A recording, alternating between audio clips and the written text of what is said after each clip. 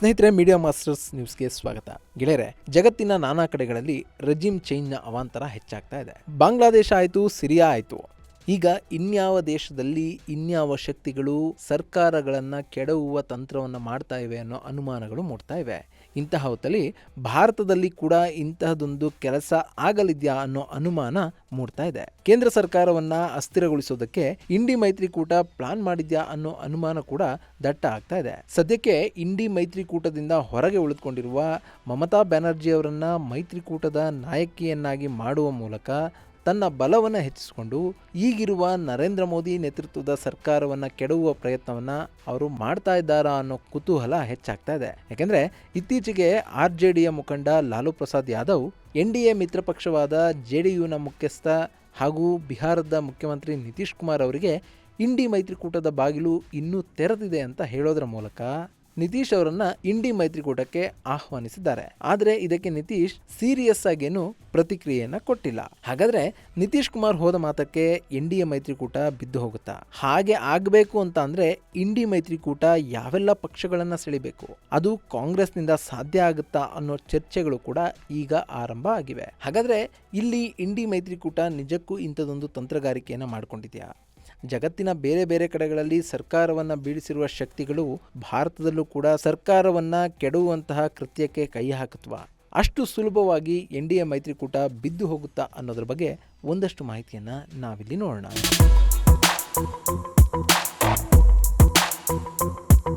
ಗೆಳೆಯರೆ, 2024ರ ಲೋಕಸಭಾ ಚುನಾವಣೆಗಳು ಮುಗಿದು ಫಲಿತಾಂಶ ಬಂದ ನಂತರ ಕಮಲಪಾಳ್ಯದಲ್ಲಿನ ಕಳೆ ಕಡಿಮೆ ಆಗಿತ್ತು. ಅಲ್ಲಿ ಅವರು 350 ಸೀಟ್ಗಳನ್ನು ಗೆಲ್ಲುವ ಗುರಿಯನ್ನು ಹಾಕೊಂಡಿದ್ರು. ಆದರೆ BJPಗೆ ಸಿಕ್ಕಿದ್ದು ಕೇವಲ 240 ಸೀಟ್ಗಳು ಮಾತ್ರ.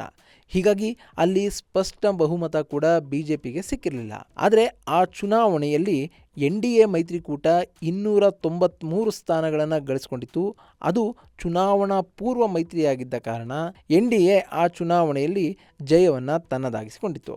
ಇನ್ನು ಇಂಡಿ ಮೈತ್ರಿಕೂಟ ಕೂಡ ಈ ಬಾರಿ ತನ್ನ ಬಲವನ್ನು ಹೆಚ್ಚಿಸಿಕೊಂಡಿತ್ತು. ಕಾಂಗ್ರೆಸ್ ಪಕ್ಷ ಏಕಾಂಗಿಯಾಗಿ 99 ಸೀಟ್ಗಳನ್ನು ಗೆಲ್ತು. ಸಮಾಜವಾದಿ ಪಕ್ಷ 37 ಕ್ಷೇತ್ರಗಳನ್ನು ಗೆಲ್ಲೋದ್ರ ಮೂಲಕ ಇಂಡಿ ಮೈತ್ರಿಕೂಟದ ಎರಡನೇ ಅತಿದೊಡ್ಡ ಪಕ್ಷವಾಗಿ ಹೊರಹೊಮ್ಮಿತು.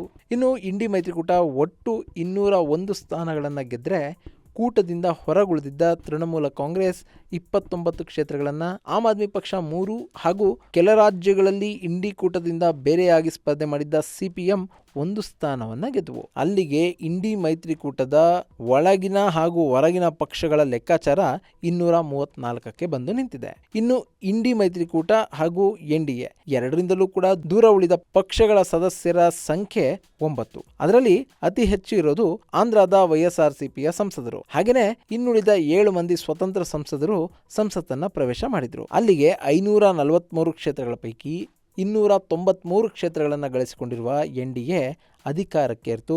ನರೇಂದ್ರ ಮೋದಿ ಮತ್ತೊಮ್ಮೆ ಭಾರತದ ಪ್ರಧಾನಿಯಾಗಿ ಅಧಿಕಾರವನ್ನು ಸ್ವೀಕರಿಸಿದರು. ಅದಾದ ಬಳಿಕ ಇಲ್ಲಿ ಸರ್ಕಾರವನ್ನು ರಚನೆ ಮಾಡುವಂಥ ಸಂದರ್ಭದಲ್ಲಿ NDAಗೆ ಇಷ್ಟೊಂದು ಸುಲಭವಾದ ಹಾದಿ ಕಾಣ್ತಾ ಇರಲಿಲ್ಲ.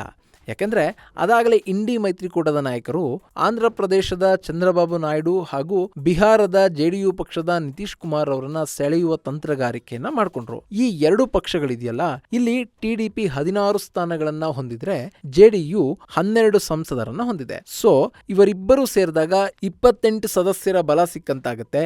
ಆಗ NDAಗೆ ಬಹುಮತವನ್ನು ಸಾಬೀತುಪಡಿಸೋದಕ್ಕೆ ಸಾಧ್ಯ ಆಗೋದಿಲ್ಲ ಅನ್ನೋ ಲೆಕ್ಕಾಚಾರ ಇಂಡಿ ಮೈತ್ರಿಕೂಟದ್ದಾಗಿತ್ತು. ಆದರೆ ಇಲ್ಲಿ ಗಮನಿಸಬೇಕಾದ ಅಂಶ ಅಂದರೆ ಈ ಎರಡೂ ಪಕ್ಷಗಳು ಇಂಡಿ ಮೈತ್ರಿಕೂಟದ ಜೊತೆ ಸೇರಿಕೊಂಡ್ರು ಕೂಡ ಅವರ ಬಲ ಆಗ್ತಾ ಇದ್ದಿದ್ದು 262 ಸ್ಥಾನಗಳು ಮಾತ್ರ. ಸೊ ಅವರಿಗಿಂತಲೂ NDAನೇ ಹೆಚ್ಚು ಸ್ಥಾನಗಳನ್ನು ಹೊಂದಿರ್ತಾ ಇತ್ತು. ಆಗ ಸ್ವತಂತ್ರ ಸಂಸದರು ಹಾಗೂ ಇನ್ನುಳಿದ ಪಕ್ಷದ ನಾಯಕರಿಗೆ ಸಖತ್ ಮಾರ್ಕೆಟ್ ಸಿಗ್ತಾ ಇತ್ತು. ಬಟ್ ಇಲ್ಲಿ NDA ಮೈತ್ರಿಕೂಟದ ಮಿತ್ರ ಪಕ್ಷಗಳು ಇಂಡಿ ಮೈತ್ರಿಕೂಟದ ಆಮಿಷಕ್ಕೆ ಒಳಗಾಗದೆ ಅವರು NDA ಭಾಗವಾಗಿ ಉಳಿಯುವ ನಿರ್ಧಾರವನ್ನು ಕೈಗೊಂಡ ಕಾರಣ ಅಲ್ಲಿ ಸರ್ಕಾರ ರಚನೆ ಆಯಿತು. ಇಲ್ಲಿವರೆಗೂ ಆ ಸರ್ಕಾರ ಸುಭದ್ರವಾಗಿ ನಡ್ಕೊಂಡು ಬರ್ತಾ ಇದೆ.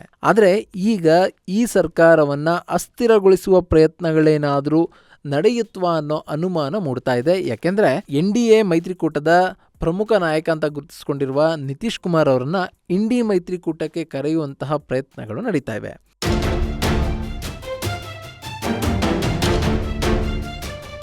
ಗೆಳೆಯರೆ, ಇಲ್ಲಿ ನಿತೀಶ್ ಕುಮಾರ್ ಒಬ್ರು NDA ಮೈತ್ರಿಕೂಟವನ್ನ ಬಿಟ್ಟು ಹೊರ ಬಂದ್ರೆ ಅದರಿಂದ ಈಗಿರುವ ಸರ್ಕಾರಕ್ಕೆ ಹೆಚ್ಚಿನ ತೊಂದರೆ ಏನೂ ಆಗೋದಿಲ್ಲ. ಯಾಕೆಂದ್ರೆ 293 ಸಂಸದರ ಪೈಕಿ JDUನ 12 ಸಂಸದರು ಹೊರ ಹೋದ್ರೂ ಕೂಡ NDA ಸರ್ಕಾರಕ್ಕೆ 281 ಸದಸ್ಯರ ಬಲ ಸಿಕ್ಕುತ್ತೆ. ಹಾಗೆ ನೋಡಿದ್ರೆ ಸರ್ಕಾರ ರಚನೆಗೆ ಬೇಕಾಗಿರೋದು 272 ಸ್ಥಾನಗಳು ಮಾತ್ರ. JDU ಒಂದನ್ನ NDA ಇಂದ ಕಿತ್ಕೊಂಡು ಬಿಟ್ರೆ ಅಲ್ಲಿಗೆ ಎಲ್ಲವೂ ಸರಿ ಹೋಗುತ್ತೆ ಎನ್ನುವ ಲೆಕ್ಕಾಚಾರ ಸುಳ್ಳಾಗುತ್ತೆ. ಒಂದು ವೇಳೆ ಇಲ್ಲಿ ಇಂಡಿ ಮೈತ್ರಿಕೂಟ ಬಿಜೆಪಿ ಸರ್ಕಾರವನ್ನ ಬೀಳಿಸಲೇಬೇಕು ಅಂತ ಅನ್ಕೊಂಡ್ರೆ ಅವರು ಸಾಕಷ್ಟು ಪಕ್ಷದ ನಾಯಕರಿಗೆ ಆಮಿಷವನ್ನು ಒಡ್ಡಬೇಕು. ಅದರಲ್ಲೂ ಪ್ರಮುಖವಾಗಿ JDU, ಶಿವಸೇನೆ ಹಾಗೂ LJP ಪಕ್ಷಗಳ ನಾಯಕರನ್ನ ತಮ್ಮತ್ತ ಸೆಳೆದಿದ್ದೇ ಆದ್ರೆ ಆಗ NDAಗೆ 272 ಸ್ಥಾನಗಳು ಮಾತ್ರ ಉಳಿಯುತ್ತವೆ.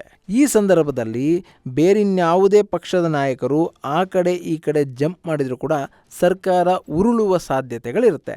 ಆದರೆ ಶಿಂದೆ ಬಣದ ಶಿವಸೇನೆ ಇಲ್ಲಿ ಇಂತಹ ಮೂರ್ಖತನವನ್ನು ಮಾಡ್ಕೊಳ್ಳೋದಕ್ಕೆ ಹೋಗೋದಿಲ್ಲ. ಯಾಕೆಂದ್ರೆ ಅವರು ಕೇಂದ್ರದಲ್ಲೂ ಅಧಿಕಾರದಲ್ಲಿದ್ದಾರೆ, ಹಾಗೆ ಮಹಾರಾಷ್ಟ್ರದಲ್ಲೂ ಕೂಡ ಅಧಿಕಾರವನ್ನು ನಡೆಸ್ತಾ ಇದ್ದಾರೆ. ಏಕನಾಥ್ ಶಿಂದೆ ಮಹಾರಾಷ್ಟ್ರದ ಉಪಮುಖ್ಯಮಂತ್ರಿಯಾಗಿ ಕೂಡ ಇದ್ದಾರೆ. ಹೀಗಾಗಿ ಅವರು ಬಿಜೆಪಿಯನ್ನು ಬಿಟ್ಟು ಇಂಡಿ ಮೈತ್ರಿಕೂಟವನ್ನು ಸೇರುವ ದುಸ್ಸಾಹಸಕ್ಕೆ ಕೈ ಹಾಕೋದಿಲ್ಲ ಅಂತ ಹೇಳಲಾಗ್ತಾ ಇದೆ. ಇನ್ನು LJP ಬಿಹಾರ ವಿಧಾನಸಭಾ ಚುನಾವಣೆ ಸಂದರ್ಭದಲ್ಲಿ LJP NDA ಇಂದ ದೂರ ಹೋಯಿತು. ಅವರು ಅಲ್ಲಿ ಸಾಕಷ್ಟು ಸ್ಥಾನಗಳನ್ನು ಗೆಲ್ಲುವ ಹುಮ್ಮಸ್ಸಿನಲ್ಲಿದ್ದರು.